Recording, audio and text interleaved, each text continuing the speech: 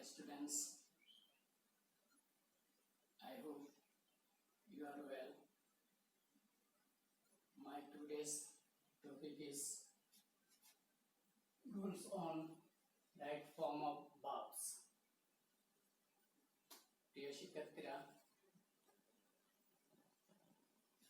তোমাদের পরীক্ষায় right form of verbs এর ক্ষেত্রে কন্ডিশনাল সেন্টেন্স থেকে প্রায় প্রশ্ন করা হয়ে থাকে।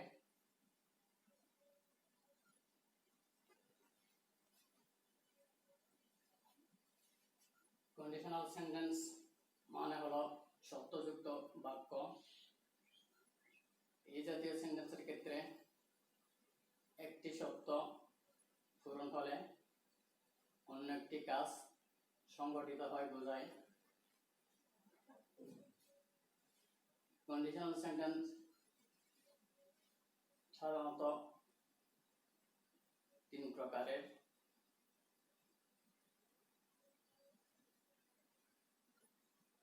প্রথমে হচ্ছে ফার্স্ট কন্ডিশনাল সেন্টেন্স, এটাকে প্রুভেবল কন্ডিশনাল সেন্টেন্সও বলা হয়ে থাকে। প্রুভেবল মানে হলো সম্ভাব্য। ফার্স্ট কন্ডিশনাল সেন্টেন্সের ক্ষেত্রে স্ট্রাকচার হলো if plus present indefinite tense plus future indefinite tense. এই ক্ষেত্রে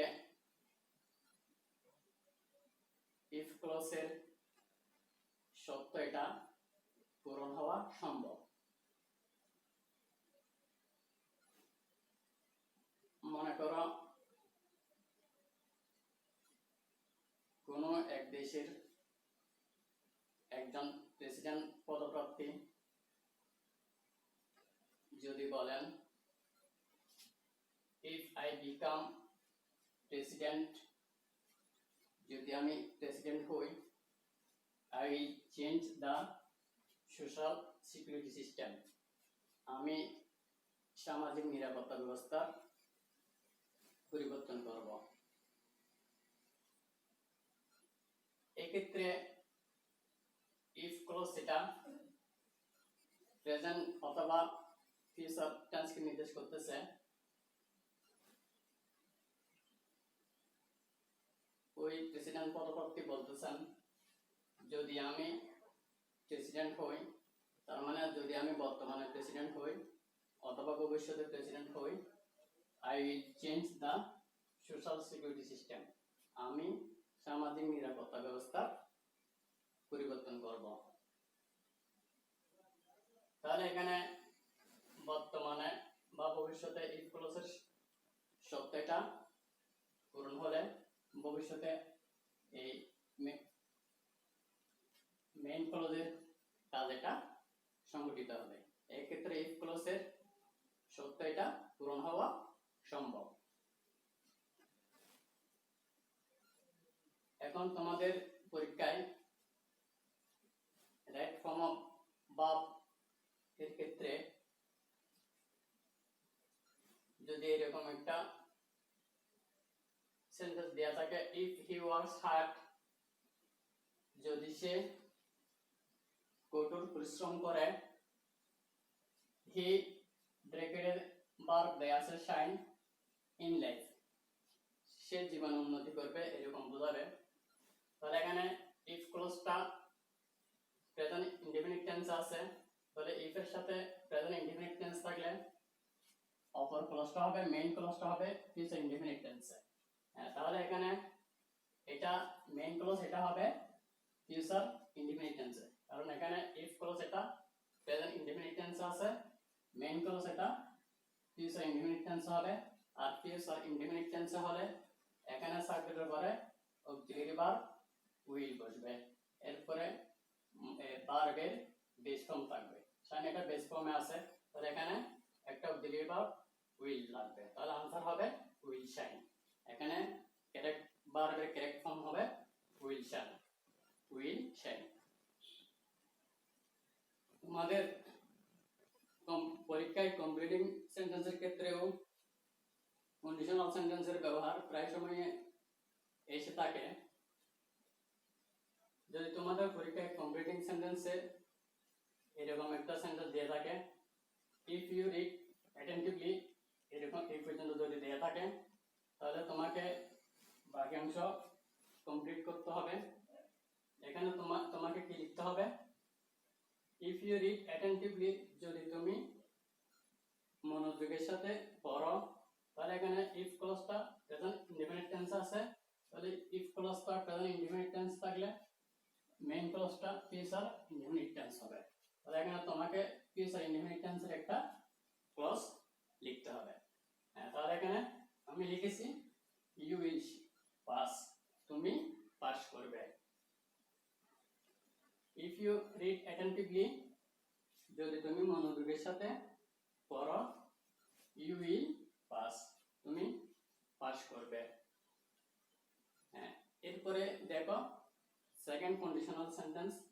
সেকেন্ড কন্ডিশনাল সেন্টেন্স এটাকে ইমপ্রুভেবল কন্ডিশনাল সেন্টেন্স বলা হয়ে থাকে। ইমপ্রুভেবল মানে হলো অসম্ভাব্য।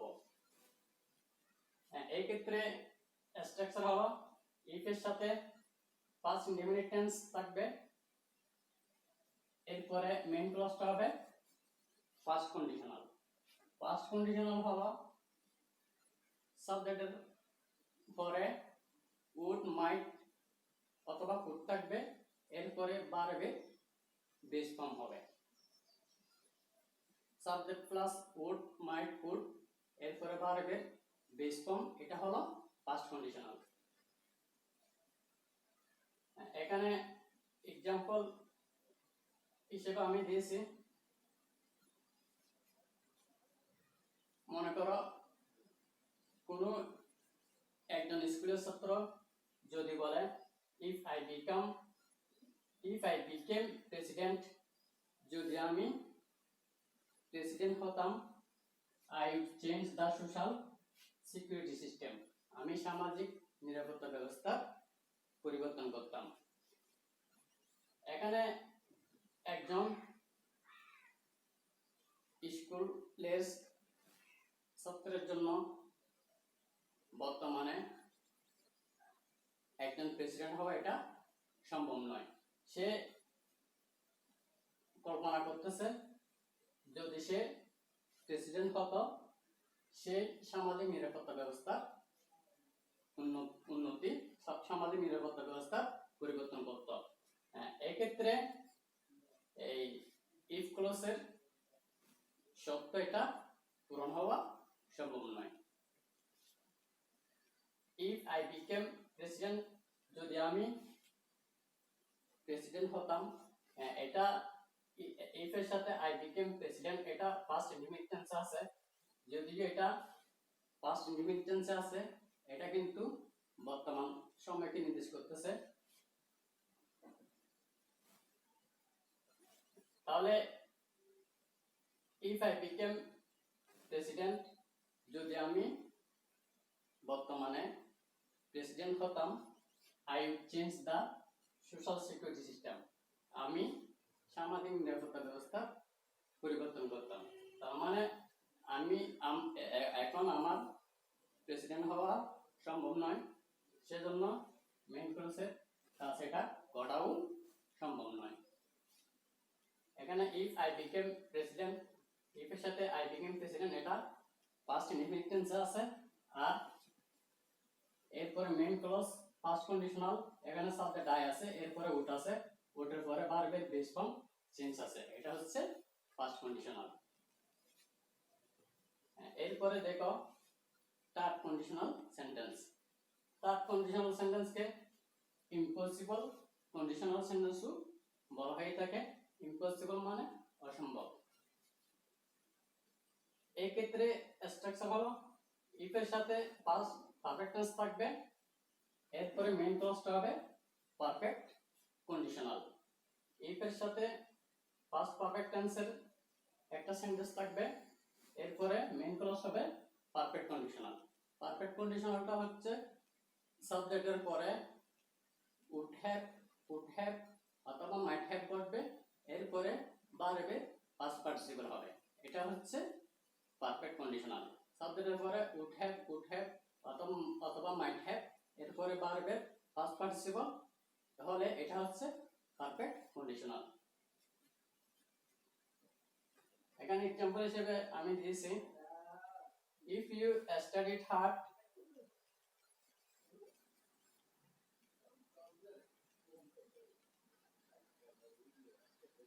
এখানে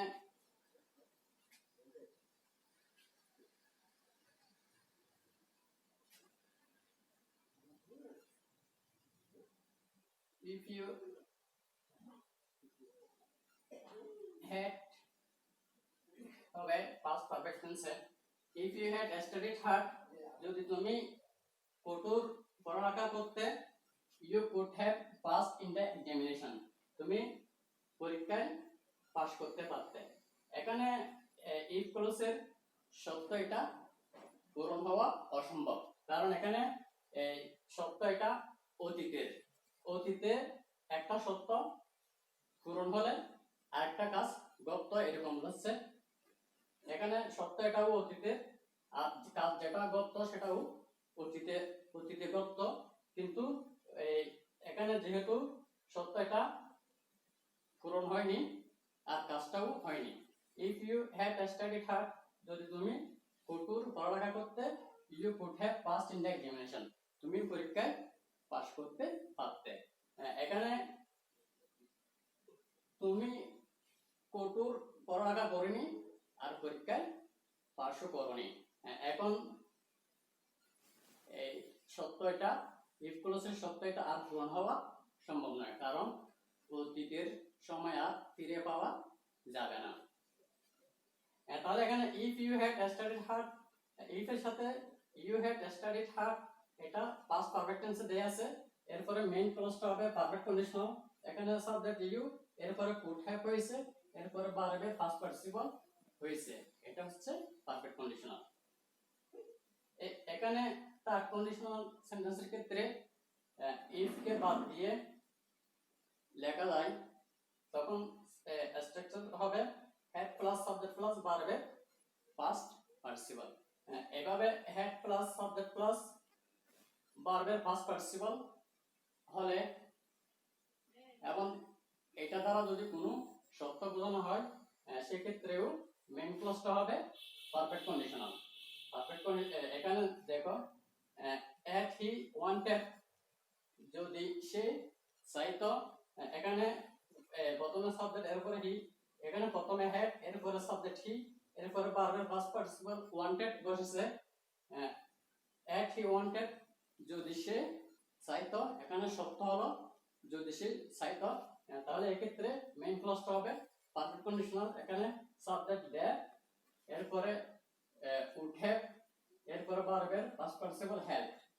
এখানে এটা পারফেক্ট কন্ডিশনাল হয়েছে they would have helped him, তারা তাকে সাহায্য করত।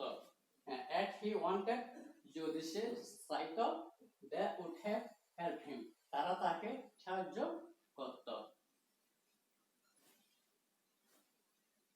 প্রিয় শিক্ষার্থীরা, that's all for this lesson. Thanks for watching.